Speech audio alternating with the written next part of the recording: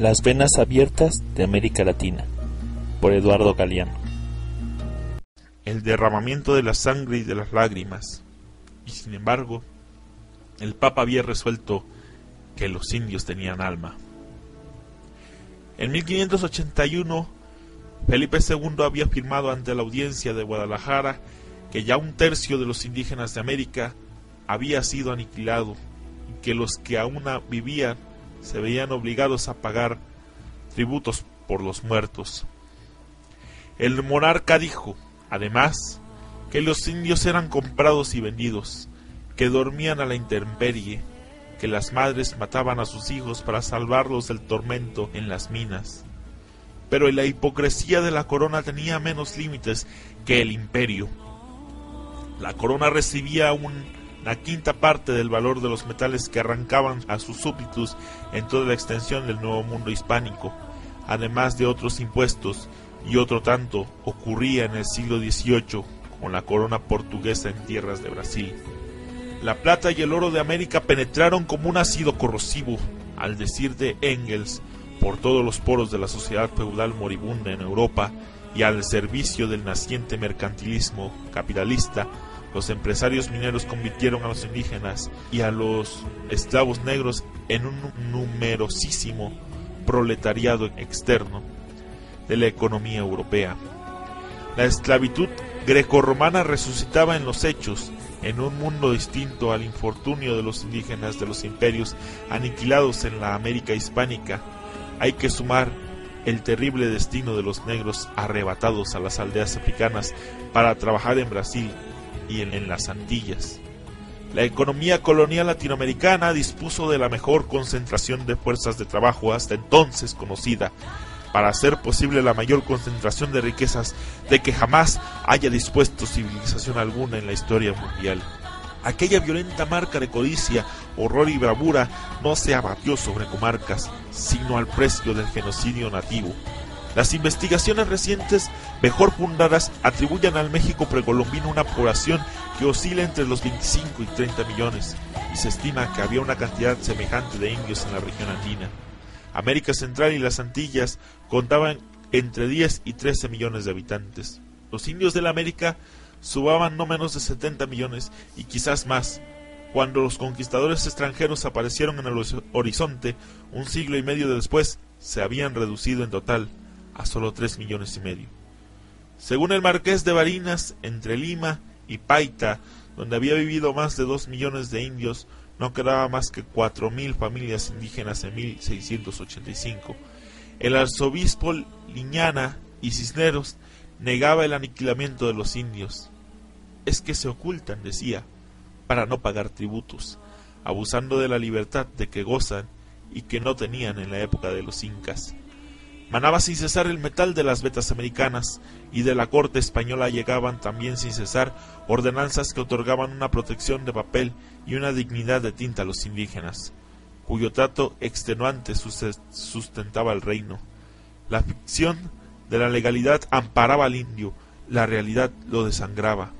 De la esclavitud a la encomienda de servicios, y de esta a la encomienda de tributos y al régimen de salarios. Las variantes en la condición jurídica de la mano de obra indígena no alteraron más que superficialmente su situación real. La corona consideraba tan necesaria la explotación humana de la fuerza de trabajo aborigen que en 1601 Felipe III dictó reglas prohibiendo el trabajo forzado en las minas, y simultáneamente envió otras instrucciones secretas ordenando continuarlo, en caso de que aquella medida hiciera flaquear la producción. Del mismo modo, en 1616 y 1619, el visitador y gobernador Juan de Solórzano hizo una investigación sobre las condiciones de trabajo en las minas de mercurio de Huancavelica. El veneno penetraba en la pura médula, debilitando los miembros todos y provocando un temblor constante, muriendo los obreros por lo general en el espacio de 4 años, informó al Consejo de Indias y al monarca. Pero en 1631 Felipe IV ordenó que se continuara ahí mismo con el mismo sistema. A su sucesor, Carlos II, renovó tiempo después el decreto. Estas minas de mercurio eran directamente explotadas por la corona, a diferencia de las minas de plata que estaban en manos de los empresarios privados. En 3 centurias el Cerro Rico de Potosí quemó, según Josiah Corner, 8 millones de vidas. Los indios eran arrancados de las comunidades agrícolas y arriados junto con sus mujeres y sus hijos rumbo al cerro. De cada 10 que marchaban hacia los altos páramos helados, 7 no regresaban jamás. Luis Capoche, que era dueño de minas y de ingenios, escribió que estaban los caminos cubiertos, que parecía que se mudaba el reino. En las comunidades los indígenas habían visto volver muchas mujeres afligidas, sin sus maridos, y muchos hijos huérfanos, sin sus padres, y sabían que en la mina esperaba 1000 muertes y desastres. Los españoles batían cientos de millas a la redonda en busca de mano de obra. Muchos de los indios morían por el camino antes de llegar a Potosí, pero eran las terribles condiciones de trabajo en las minas las que más gente mataba. El dominico Fray Domingo de Santo Tomás denunciaba al Consejo de Indias en 1550, a poco de nacida la mina, que Potosí era una boca de infierno, que anualmente tragaba indios por millares y que los rapaces mineros trataban a los naturales como animales sin dueño. Y Fray Rodrigo de Loaiza diría después: estos pobres indios son como las sardinas en el mar, así como los otros peces persiguen a los miserables indios. Los caciques de las comunidades tenían la obligación de reemplazar a los mitayos que iban muriendo, con nuevos hombres de 18 a 50 años de edad. El corral de repartimiento donde se adjudicaban los indios a los dueños de las minas y los ingenios, una gigantesca cancha de paredes de piedra, sirve ahora para que los obreros jueguen al fútbol a la cárcel de los mitayos. Un informe montón de ruinas puede ser todavía contemplada a la entrada de Potosí. En la recopilación de leyes de las Indias no faltan decretos de aquella época estableciendo la igualdad de derechos de los indios y los españoles para explotar las minas, prohibiendo expresamente que se lesionaran los derechos de los nativos. La historia formal, letra muerta, que en nuestro tiempo recoge la letra muerta de los tiempos pasados, no tendría de qué quejarse, pero mientras se debatían en legajos infinitos la legislación del trabajo indígena y estallaba en tinta el talento de los juristas españoles, en América la ley se acataba, pero no se cumplía. En los hechos, el pobre del indio es una moneda, al decir de Luis Capoche, con lo cual se halla todo lo que es menester, como en oro y plata, y muy mejor. Numerosos individuos reivindicaban ante los tribunales su condición de mestizos para que no los mandaran a los socavones, ni los vendieran y revendieran en el mercado.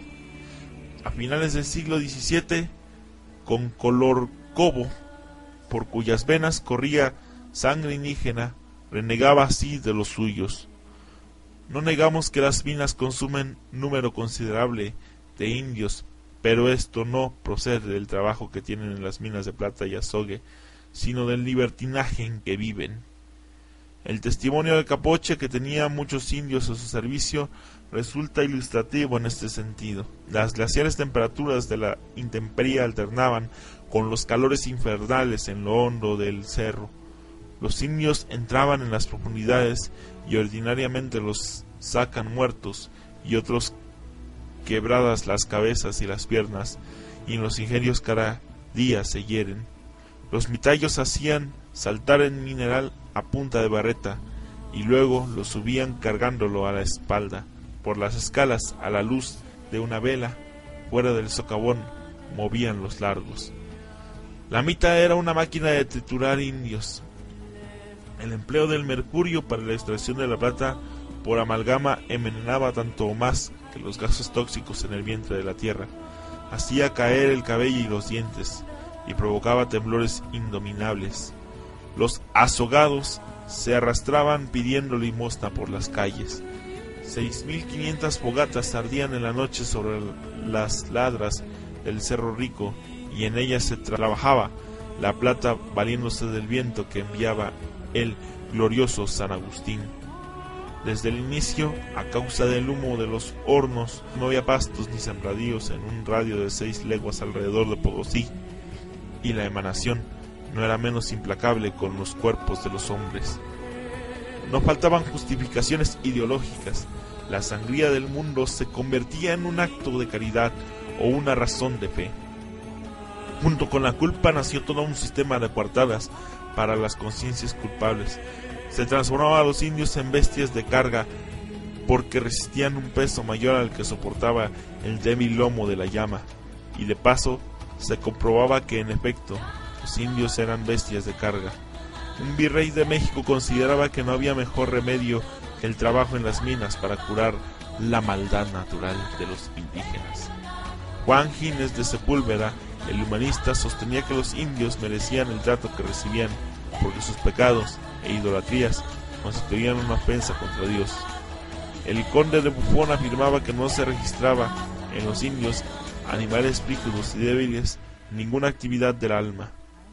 El abate de Pau inventaba una América donde los indios degenerados alternaban con los perros que no sabían ladrar, vacas incomestibles y camellos impotentes.